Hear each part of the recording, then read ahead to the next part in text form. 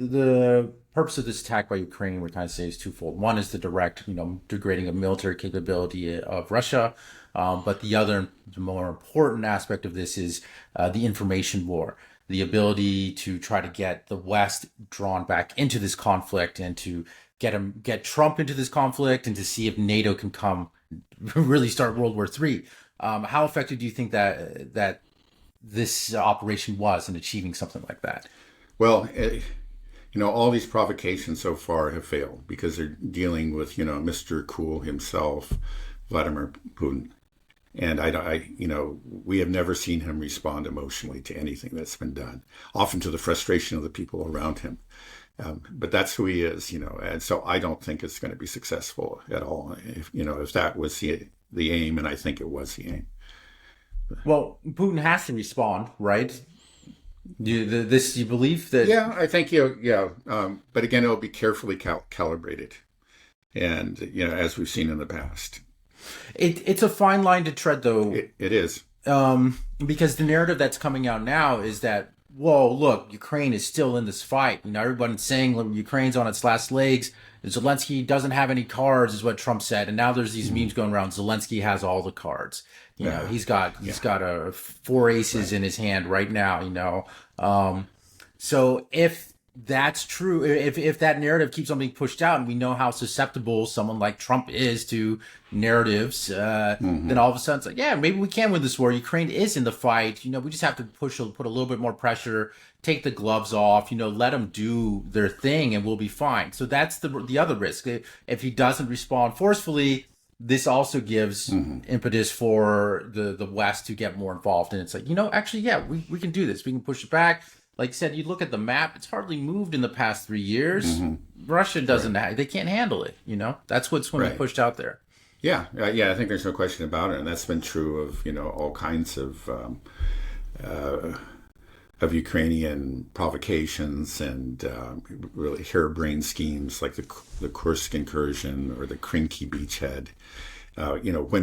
When these were launched, they were always, spun or used as evidence again of Ukrainian ingenuity, the Ukrainian capability too. Again, clearly they're not out of the fight. They've got the Russians, took them by surprise. The Russians have been are retreating in Kursk. They can't eliminate the Krinky beachhead, and they get certain mileage for a few months at least, and then of course the whole thing fails, and they'll get mileage out of this too.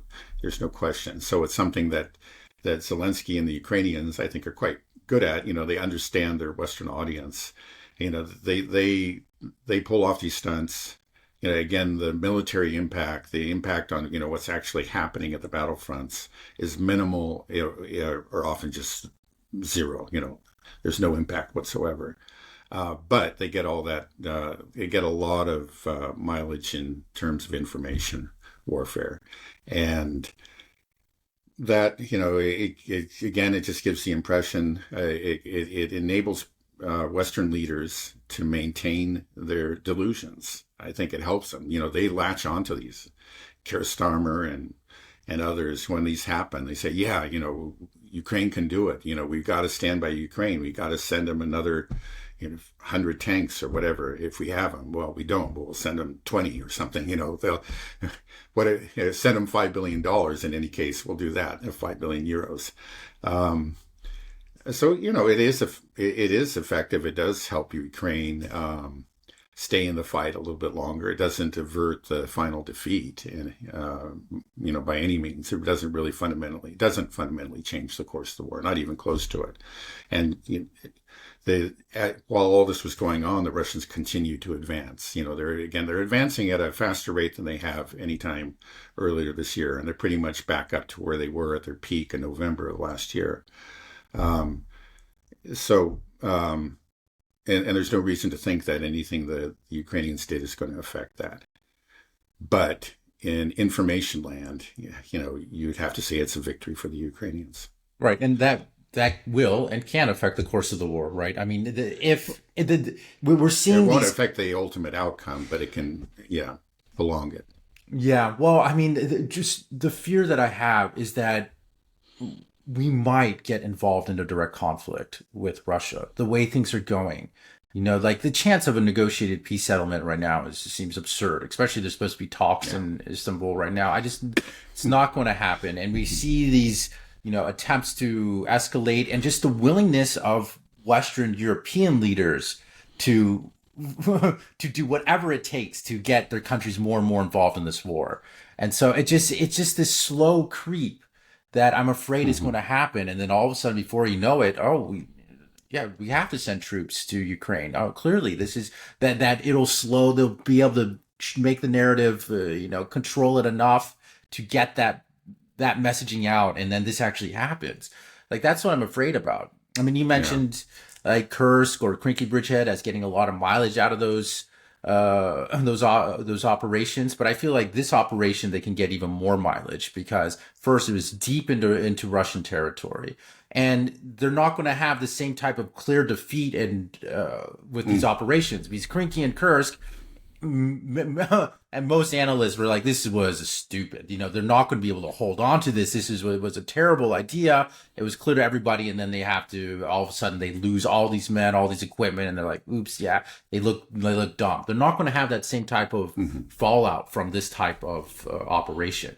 What they'll have is potentially a Russian retaliation, which gives them more mileage in their PR campaign saying, look at the Russia just attacking us needlessly, Hmm. with no reason whatsoever, bombing our kindergartens, this type of stuff. Right. No, I think you're right. Actually, this is probably the most successful. Uh, will will prove to be the most successful of all their sons. As for Kursk and Krinky, yeah, it's true. A lot of the military analysts, right from the start, were saying, this doesn't really make sense.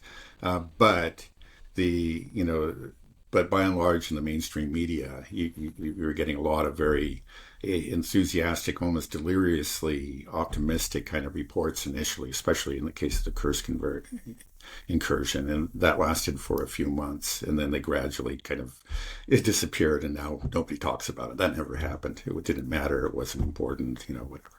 Right. But yeah, but so they. It's funny actually in the case of Zelensky. He got so much out of it that it was obviously very, very important to him, that Kursk incursion, and even to this day he pretends that they're still in Kursk. They're nowhere near to being in Kursk, but he still pretends like it's still going on. Um, yeah. So anyway, yeah, but I think you're right. I think you're right. This is going to doesn't really have a downside for them in terms of information warfare, because, right, it did damage, clearly did do damage to the Russian military machine, and. Um, and yeah, apparently the agents have, at least according to the Ukrainians, they're all back in Ukraine already. So they really didn't suffer any losses other than the monetary loss and the resource loss. Obviously they invested a lot into this, and if you really analyze it carefully, you might find out that, well, considering the costs involved for them and the damage they inflicted, it was more of a wash than anything. But people are not going to think about that. The people are going to look at the success of it, and again, in informational terms, it was very successful. Right. Does this make it harder for Trump to walk away from Ukraine? Um, I don't see why it really should, but I mean, if Trump were really disciplined and he, had his eye on the ball, Well, he made a decision, but he's not. Okay, you're right. So it could affect. Who knows how it's going to affect him? His view of the things. It's really hard for me to say. I mean, like those recent tweets about, I don't know what happened to Putin. The man has gone crazy. And what. Uh, um, that whole thing seems so absurd and so far removed from reality. It's I just don't have any idea. Maybe he'll say Zelensky's gone crazy, and he'll go move closer to Putin. But who knows? I really don't right. know. I'm not going to make any guesses on that. Yeah. But if you just look at what's happened in the past, 10 days or so, it's been pretty bad. Just the language coming out of Trump, the rhetoric, and then this attack. It feels Yeah. like we are rapidly escalating. Do you feel the same? Well, okay. Again, this certainly was an escalation. but we've seen similar escalations in the past, and we've survived them again because of the kind of leadership that we have in Moscow, really. Now, I think the bigger issue is the whole question of the Taurus missiles and the restrictions on long range missiles into pre 2014 Russia. Has have those restrictions been lifted? Have the Taurus missiles been sent? If indeed they have, then we're right back on, the escalatory ladder that Biden put us on, and that would be very, very disheartening. But we don't know yet. They're just we're wondering. We got these cryptic comments from Mertz, and then a lot of contradictory reports. We don't know if, in fact, these Taurus missiles have been sent. We don't know if any restrictions have been lifted. We haven't gotten any statement on that. I guess what's kind of worrying is just that on the American side, we're not getting any statements to the contrary. And I find that somewhat disturbing. You should say, no, the policy hasn't changed. President Putin, or President Trump rather, is solidly opposed to this. We're not hearing that, so it makes you wonder. That's for me the more worrying thing. Very true. Yeah, because Trump was openly just saying how stupid it was for Biden to do this, and now it's like, why aren't you saying that? Hey, Mertz, Starmer, you guys are stupid for saying this. We're not doing that. Right. Shut up. Right. You had no qualm saying it with Biden, but now he's not saying it, so it's a little bit troubling. So how do you think this is going to affect negotiations right now in Istanbul? Do you think are they even happening? I mean, like, what? Yeah, they already happened apparently. They took place today, and I think they ended, like an hour ago or maybe half an hour ago. That's the last I heard anyway. I just saw that report, I think, just shortly before we began this program. I don't think the negotiations at this point, they're clearly not going to lead to any sort of settlement. I think it's good that it's happening. I mean, just because maybe we're laying the groundwork for future negotiation, continuation of negotiations, which maybe at some point in the conflict really could lead to something, but they're not going to lead to anything now. And there were a lot of reports. I don't know. Many people claim that like these attacks, both the railway attacks and the airbase attacks were intended to derail the negotiations. But I don't see that. I don't see why they would need to do something, like that to derail the negotiations. In fact, they could simply not show up. They don't have to go to such great lengths to derail the negotiations. Or, as they chose to do, they did show up, which I think was a smart thing to do. And what they're going to do. So, again, the Russians are going to present their demands, and the Ukrainians are after going to say this was completely outrageous. Clearly, they're not serious. They're and all their statements are going to be echoed and amplified by Western media. And why would you want to derail that? I mean, I think there was nothing for them to really fear in this case. I wonder if they almost saw it as an opportune moment based on Trump's comments of saying that, Trump seems to be turning a little bit on the Russians. And then he says that they can real pain can be inflicted on Russia, or something really, really bad might happen. And he says something, terrible things. Okay, he's implied could have happened, but but might still happen, I guess. I wish I looked at it before, but something along those lines. Right. I think people know. Who knows? Who knows? Again, this has long been in the planning. Of course, when it started, they had no idea there were going to be negotiations, or that Donald Trump even was going to be president. So it was going to happen in any case. Maybe they chose this to coincide with the negotiation or Trump statements. They felt that it was a particularly opportune moment. I don't know. Or maybe it was just, that was the planning from months ago. This was the time to do it. And, and they just went ahead with it. I think above all, they just wanted to be sure of success. And so they probably considered a lot of local factors on the ground. I imagine if you're in charge of a, complex operation like that, you want to make sure that, like all the stars are are aligned when you do it. and that's your main concern. It's not even what's happening in the media landscape, but that's my speculation. Right. Do you think this will carry any weight on the decision to allow for long range strikes into Russia for Western countries? Do you think that has any effect? Well, it could. I mean, if the Russians don't respond at all, then it may encourage the West to go ahead to resume those strikes into undisputed Russian territory. That's a possibility. If the Russians respond forcefully, again, that may risk a further escalation on the Western side, but it might also convince the West that, okay, yeah, maybe we should, maybe we should maintain these restrictions. This is a dangerous road. I'm sure the Russians are looking at all those factors right now. When something like this attack happens, does Russia view it as an attack by Ukraine, or do they view it more as an attack by NATO with Ukraine? Is this just an attack Yeah. by the West in general? Yeah. Well, in case of these air base attacks, again, I think the Ukrainians could have carried that out on their own, but they're just, as we're saying, I think there has to be a degree of Western complicity. And so yeah, I think they probably do look at it as a NATO attack. I mean, if NATO did not want this to happen, say, hey, yeah, this crosses the red line. This is their nuclear deterrence. We really don't want to go down that road. They could have stopped it. I'm sure they could have. Um, so yeah, so I think the Russians do look at it as a general attack by the West. Okay, well that's scary, right? I mean, this Yeah, is it this is. is what I mean. I mean, how does this compare in terms of escalations?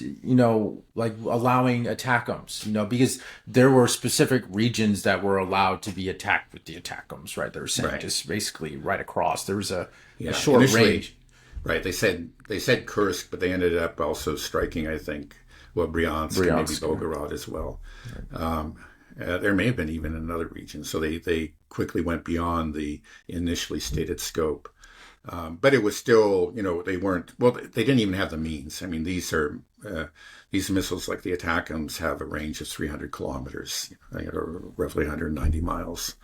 And they, couldn't get anywhere close to Moscow. And they can't be fired from the front lines because it's just simply too dangerous. There's just an almost certainty the Russians will find the launchers and destroy them even before the missiles are fired. So they have to be fired a distance back. Um, so they were limited in the range that they could. But if they get the Taurus, of course, that's different. It could at least get to the outskirts of Moscow. It's my understanding. I put a ruler on the map, and that's what I saw for 500 kilometers. Um, Right. What makes me think of this as a very, very major escalation, maybe even above the attackums, is that probably Russia knows that, okay, the West was involved in this. And before they kind of knew the range of these attacks, right, from the missiles, they can mhm, prepare for it. But here we're talking about thousands of miles inside of mhm. Russia. Yeah. So all of a sudden it brings the war much closer to home. And it's like, like you said, Russia views it as a terrorist attack. Like you said, these are military targets and they are being used in the war, so Mhm, it's objective. But I understand that kind of gray zone because of the way mhm, that the operation was carried out. You're smuggling these devices in. If they wanted to target civilian infrastructure or energy infrastructure, something like that, they definitely could have. This type of operation. It it kind of reminds me a little bit of the pager attack that Israel carried out. Something really deep in planning that was hidden and then activated, but not to that level of that where we can just say that that was a terrorist attack here in Russia. So I feel like the sentiment in Russia has to be at boiling point when it comes to Ukraine with this type of attack deep inside Russia. There's going to be a lot of pressure to get the gloves off on Putin. I don't know. Maybe Russia's Pearl Harbor is hyperbole. I don't think it's something that mhm, we know that Putin isn't somebody that wants to mhm. escalate the war, and he thank God. But there's going to be a lot of pressure, and I think he's going to have to respond quite forcefully. I think there's got to be a lot of anger within Russia now. Yeah. Well, I think actually, like the pressure concerning the air base attacks is probably going to be more within the military. This was, I think it also needs to be added that yeah, this demonstrates that Russia is vulnerable to these kind of attacks that are carried out on their own soil. One thing, first, Russia is a very large country with a lot of Ukrainians. There are people with connections to Ukraine. That's just the nature of Russian demographics. The Ukrainians are everywhere. Now, the vast majority of these Ukrainians are very strongly pro-Russian, and that's why they're in Russia. But not all of them. It's easy for somebody to sneak in with from Ukraine, a Russian speaker, and to pose as one of these pro-Russian Ukrainians, but then meanwhile, work with Ukrainian intelligence. And I'm sure that the Russians are aware of this and they're doing what they can, but it's a very large country. We're talking about a lot of people. And, in spite of what the West says, Russia is a free society. It has, in this case, there was apparently the Ukrainians actually purchased or their agents there purchased a warehouse and actually assembled the drones in the warehouse within Russia, and that could not happen in a totalitarian, a highly authoritarian society. This was because there is a lot of freedom. There are entrepreneurs, and you say, oh yeah, you want to buy a warehouse? Of course, I'll sell it to you, and so that makes Russia vulnerable. I don't think they're going to be able to shut down these kind of attacks entirely. Of course they can. They've had success in disrupting plots, preventing assassinations from going forward. We seem like you hear about those kind of cases at least every other week, but they can't get them all. Now, I'm sure they'll learn from this, and they're going to and probably take measures to protect the bombers. Maybe they will have to build hard structures to protect them. I think that they've already done that for air bases that are closer to Ukraine, but now they realize that maybe they have to do it throughout the country. We'll see.